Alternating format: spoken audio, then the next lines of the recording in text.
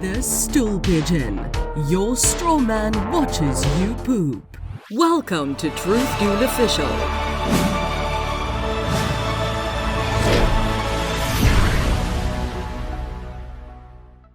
In this video, you will learn about Strawman Theory, a pseudo-legal theory connected to the sovereign citizens movement.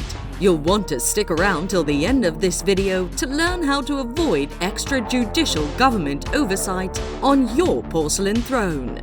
But first, I am your host, Misinformation. If you like this channel, make sure to subscribe to receive more great pseudo-legal conspiracies, misinformation analysis, and other sentiments and ramblings that please and amuse us. And become a truth dueler, because only you can slay misinformation at its source. Get our app on truthduel.com.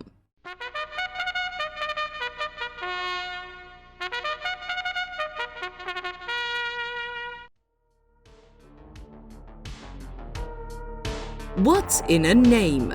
Well, according to a mediocre playwright you probably haven't heard of, a rose by any other name would smell as sweet. But what do theatre kids know about the hammer of the law? Where the law's concerned, there's quite a lot in a name.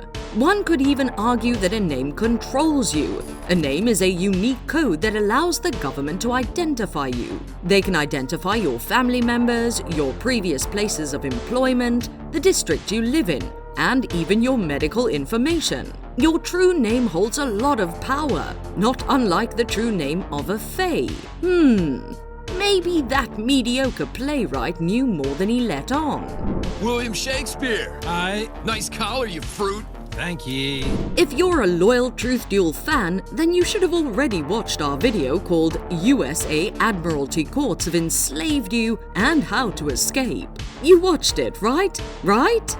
Anyway, for those of you who need a reminder, please watch the part of the final version of the Admiralty video to refresh yourself. Just to give you a teaser, it goes something like this. The United States claims to operate under common law, which allows you any action that doesn't infringe on the rights of others. However, there is allegedly a two-tiered legal system. To be tried under the common law, there must be an injured party. The second tier is supposedly Admiralty Law, which uses a hidden compelled performance clause to cite you in an implied international contract as the statutory jurisdiction. More simply, common law won't make you buckle your seatbelt, but Admiralty Law will.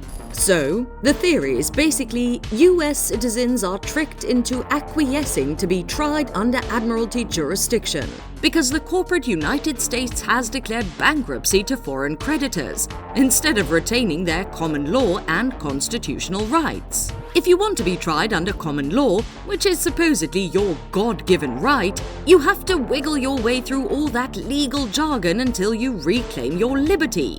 Speaking of reclaiming your liberty, let us quickly examine the common ideological base that connects the Admiralty Law theory with the Strawman Theory. At their cores, both theories stem from the American and Canadian redemption movement. The redemption movement, also known as A4V or Acceptance for Value, is a debt resistance movement.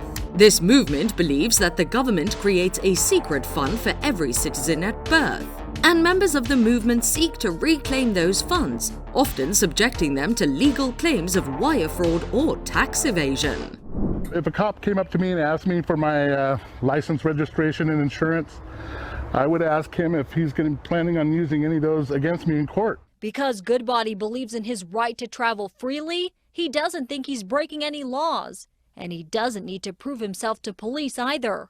Here's audio from a confrontation in Orange County that he recorded. I don't think that you need to know who I am. Who are you? Can you give me your full legal name? You guys want something out of me? You gotta give me the same thing, same respect. You know what I mean? Not really, no. Why? Because it's different for us. All men are equal under the law, is that not true? The history of the movement is soiled by claims of anti-Semitism and white supremacy, making it difficult to be a tighty-whitey supremacist when you can't bleach away the stains of your past. In particular, the movement attracted agricultural workers who were suffering under recession in the 1970s and 1980s. One such worker is Roger Elvig. the original mind behind Strawman Theory. Now, it's time for what you've all been waiting for. It's time to call on our Truth Duel investigative reporters to give us an easily digestible explanation of Strawman Theory. Strawman Theory alleges that there are two versions of you under the law. There is the physical you, made of flesh and blood, and there is the legal you, which is the strawman. Under this theory, the strawman is the version of you who is tied to legal consequences, instead of the physical you. It is created as an identity for a taxpayer, and you are pledged as chattel to the English crown, to whom the bankrupt corporate United States has been long indebted. So the amount placed in the strawman's account in the Treasury is the value estimated for your lifetime economic energy. You are then collateralized for the US government's debt spending from the privately held Federal Reserve Bank. If you can legally separate your physical self from this legal personality, then you can free yourself from the rule of law. How? Well, you'll need to meet your straw man. He was born the same day you were. He looks like you, has the same name, and lives in your house, but you never knew he existed. You will have even paid his parking tickets or taxes. The worst part? He's been dead from day one. From every birth certificate, a legal personality, or legal fiction, is created with the same name to confuse little old you into thinking it's you. So, there is a human you and a paper you, or as it's commonly known, a straw man. Separating yourself sounds a lot more mystical than it actually is. Truth Duel isn't suggesting that you enter a court of law and begin astral projecting in front of the judge. When and where you astral project is better left discussed in Robert Monroe Will Take You to the Stars.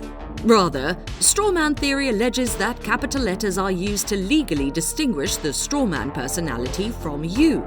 On your birth certificate or driver's license or criminal record, your name may be printed in all caps. This is your legal name, which is allegedly different from your birth name. Even though you're technically one entity, you have different names, and those different names are subject to different consequences. The Father, the Son, and the Holy Strawman. Allegedly, Strawman Theory states that your birth meets the conditions for the state to incorporate you into a unilateral contract. This contract requires that you accept something from the government in order to meet the conditions, such as accepting your birth certificate or a social security number. Then, your estate, which is your flesh and blood, is transferred to your beneficiary. Who is your beneficiary? None other than the government itself. So, in order to reclaim your sovereignty, you need to make your strawman the executor of your estate. Then, the government becomes the trustee and you become the beneficiary. In practice, this means that your strawman works to your benefit. Your strawman is liable for your debts, taxes, and bills instead of you. When adherents of the Strawman Theory want to make it clear that they're signing a document with their flesh and blood personality rather than their strawman personality, they may change their name in several ways. Instead of John Doe, they may sign with the name John of the Family Doe, or they may add hyphens or colons to their name, such as John Doe, written as John Doe. It makes sense that colons are used for the flesh and blood personality, since men made of straw typically don't have colons. Typically. Having a colon can be a pain in the arse. But sometimes it doesn't work quite right and requires healing. However, Truth Duel can recommend you a healing wizard who specializes in all things gastrointestinal. Check out wizard healer Andreas Moritz wants to banish your gallstones. Now, this wouldn't be a Truth Duel video if we didn't include dueling ideological positions. So, what does the other side of the argument look like? In legal theory, there actually is a way to make a paper person. Traditionally, the law recognizes the flesh and blood entity as a natural person, and the paper entity is referred to as a corporation.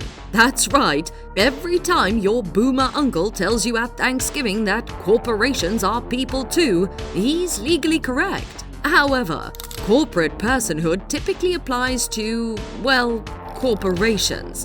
such as businesses, charities, or governmental organizations. However, it is important to note that courts recognize these corporations as adjacent to the personhood of a human being rather than as a replacement. The creation of a corporation does not remove the legal responsibilities of the people under that corporate personality. So, unlike in Strawman Theory, even if you use a different name to separate yourself from a corporation, your flesh and blood personhood is still a legal personality. In fact, the District Court of Queensland specifically warns people against seeking to separate their legal personhood from their flesh and blood personhood. According to their comment, they said, quote, "The law has at times recognized categories of person who did not possess a legal personality. These categories included, before 1833, slaves who were regarded as chattel property, could be bought and sold, and who had no rights under the law. The fates of people who were in these categories were rarely pleasant. If the applicant were somehow able to renounce his legal personality, he would become a human being without rights. He would be mere property." End quote. Strange, isn't it? On one hand, you have proponents of Strawman Theory claiming that, without separation from your legal personhood, the government turns you into mere property. On the other hand, you have legal courts claiming that, if you do separate yourself from your legal personhood, then you turn yourself into mere government property. Either way, it seems that both sides can agree on one thing: nobody wants the government watching your every wipe.